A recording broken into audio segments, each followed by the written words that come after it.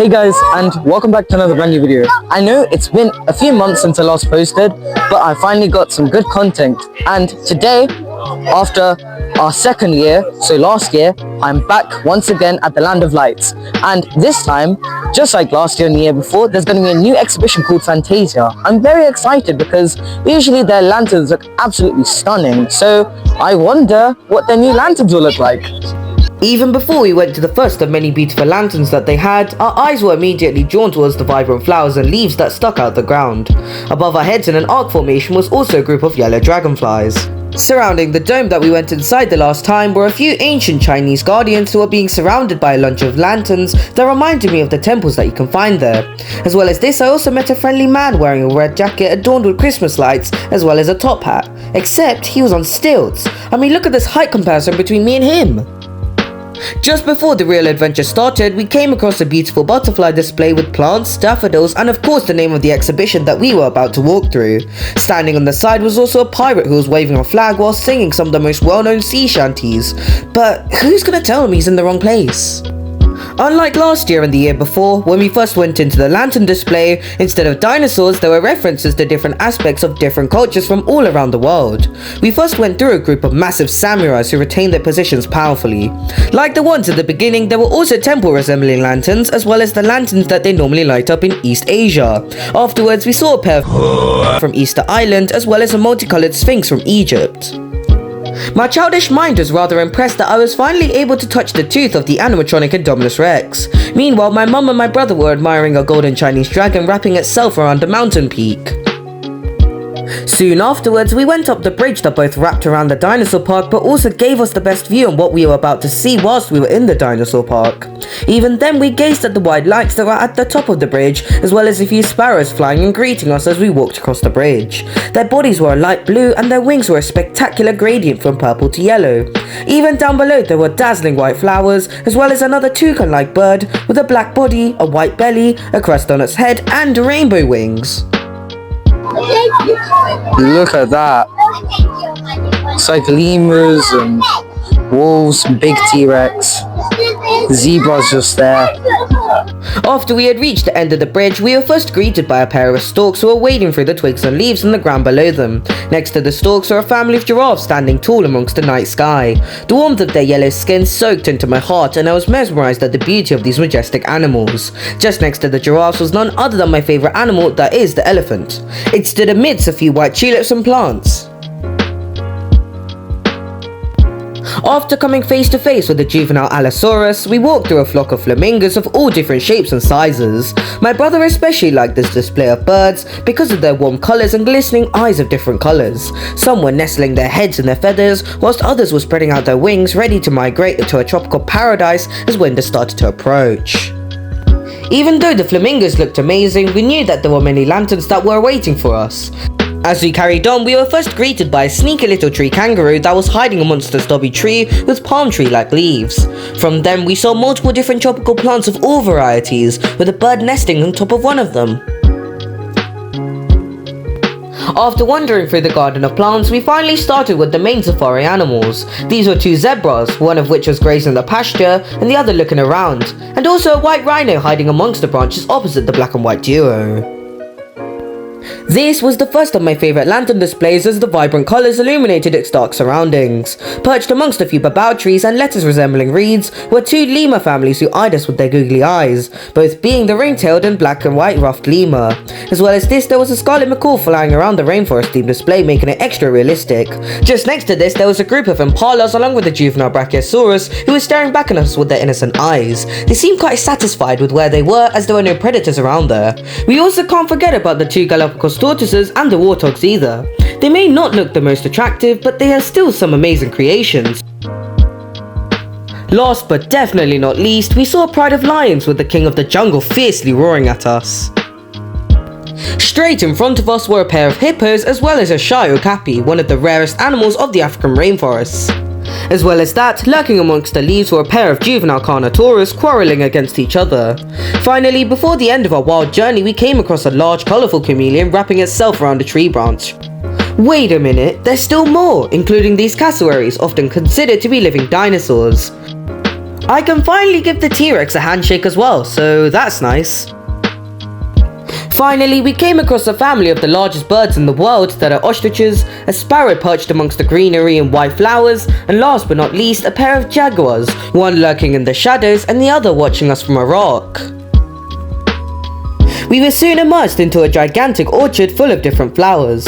Most of these flowers were on top of a blue rock with green stems that wrapped themselves in various positions. Surrounding these flowers were both green and yellow leaves, but the thing that I liked the most about these flowers was how outstretched they were, illuminating the night sky with dazzling magenta and peacock blue hues. Just nestling in a massive cobweb between these flowers was a colossal navy blue spider with periwinkle spots on its back.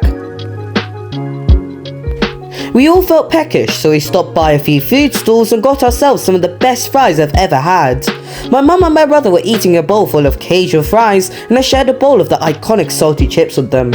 After filling up our stomach with our delicious snack, we carried on our 1-mile journey. As we carried on, we found ourselves in the middle of a group of literally giant pandas. Even the few-month-old juveniles were as tall as me.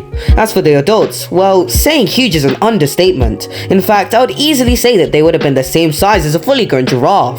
Each of these pandas were very special in their own ways and were making different poses, although the majority of them acted just like the pandas that you would see in a zoo. Some were on all fours, some were patrolling the area, some were sitting down and happily munching on bamboo, some were mucking about with bouncy balls, and even the babies were play fighting with each other. Soon afterwards, we came across a few mythological creatures, starting off with a bull with 4 tusks and a lion's mane. It ferociously stood in front of us, ready to attack any of its enemies. Next up was the iconic griffin, a hybrid between an eagle and a lion that pretty much everyone knows about once they first hear about it and see it. Just next to the griffin was an albino fox with hints of pink on its face, neck, and the end of each of its 9 tails. Pink was also painted in different patterns on the torso legs of it. Finally, and also my personal favourite, stood a white tiger with orange stripes and shaggy fur roaring at us as we walked past. There were no hints of fear in its eyes as it asserted dominance over the other mythological creatures. Oh yeah, I can't forget about the hybrid between a wolf, eagle, horse, and plain more animals that screamed many vibrant colours of the rainbow at us. There was even fire licking its way around its neck, almost creating a necklace for it. Hang on a second, we still weren't done with the theme of fantasy as we came across 3 more bizarre creatures. First off was a hybrid between a hyena and a wildebeest, a large antelope native to Africa. The next one made a bit more sense as we assumed it to be a hybrid between a zebra and horse. And finally a mix of a lion and a dhole, a wild dog found across East and South Asia. We were then met with a mini diorama of the Arctic Circle featuring 2 jolly looking polar bears and a sneaky Arctic fox, all surrounded by blue, purple and magenta crystals jutting out of the ground. After a while of lanterns linking to the natural world, we were soon greeted by a few statues with masks stacked on top of each other and a few gods on top of these bizarre statues. Just in front of them were also a few Native American people greeting us and dancing. Just afterwards, we were bombarded with so many things related to, you guessed it, Christmas! This was the equivalent of Santa's galore and the Grinch's nightmare. We were surrounded by ginormous snowflakes, presents of all different shapes and colours, huge snowmen with different accessories, from top hats to an entire winter outfit, vibrant and beautiful Christmas trees, and red and yellow baubles which you could stand under and take photos with. Some of the dinosaur-sized snowmen also had holes in their torso, however we weren't allowed to go inside them. As I wondered at the marvellous Christmas creations, I was also lucky enough to see both my brother Ralph and my mum dancing. Although it was mostly them rocking back and forth in a circular motion whilst holding hands, my heart soared seeing my favourite people having the best time of their lives, which made my day.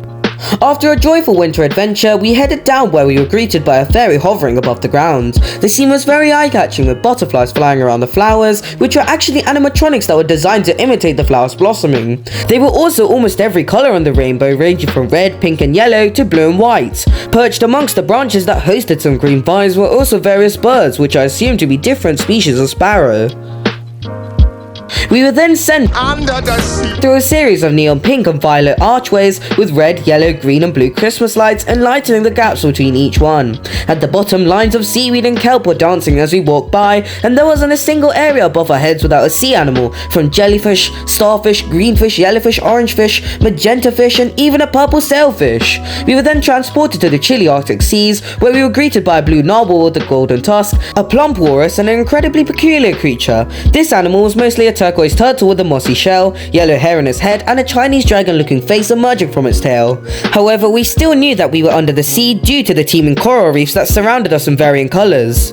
After our soothing swim through the archway, we once again came back onto land and came face to face with another elephant. However, this one appeared to be a bit larger than the first one, and the most obvious difference between the two was the orange and indigo patterns all over its face. Then once again, tying in with the theme of this year's Land of Lights, we were greeted by more mythological creatures. First off was an elk that gracefully stood with its multicolored antlers, swirling fur and patterns adorned along its body. Next up was a green phoenix spreading out its elegant wings as if ready to swoop down on its prey. Then, well, a weirder one that baffled me was a fish with a lack of fins and a lion's head along with the mane that was coated with all the colours of the rainbow. And finally, a reindeer that was blue with yellow mosaics covering its shaggy fur stood amongst the few mountain peaks, the end of its teal antlers adorned with, wait, are those Christmas baubles? We headed under a tunnel made up of many branches that held up many white lights that helped us navigate ourselves before we came across one of the best dioramas that I have ever seen. A bevy of mute swans were mesmerizing us with the bright splendor of white, purple, pink and blue. Two of them towered over us, facing each other as if they were mates. Surrounding them were lilies, lotuses and many leaves that belonged to multiple plants and monster swans. After that, we watched a group of multicolored cranes wade around in search of food amongst a few lotuses. There were two types of cranes, that being the blue ones and the pink cranes. On top of a high heel was a much larger bird, this time purple in colour with pink edges on its wings and a light blue tail. The high heel was a bit random amongst the wild birds, but they still decorated it nicely with patterns resembling evil eyes. Finally, as our journey was coming to an end, in the centre of a lake was a woman adorned with feathers all around her. She had orange patterns on her face with blue eyebrows and a yellow crown with blue peacock heads twisting around her. Adorning her neck were magenta feathers that resembled a Frenchman's moustache, a golden necklace once again made out of feathers, and a silky blue dress made up of peacock feathers that were jutting out. So we just finished going around the Land of Lights, and it was phenomenal. As the same as the last 2 years that I've been here, these lanterns were absolutely amazing. But this time they were quite different to what we saw last year, because rather than, it was a bit random, but at the same time they had like lots of purpose, which was really cool. But anyways, thank you guys for watching this brand new video. I do hope you enjoyed it. Please do make sure to like this video and subscribe to my channel, and I'll see you in the next one. Bye.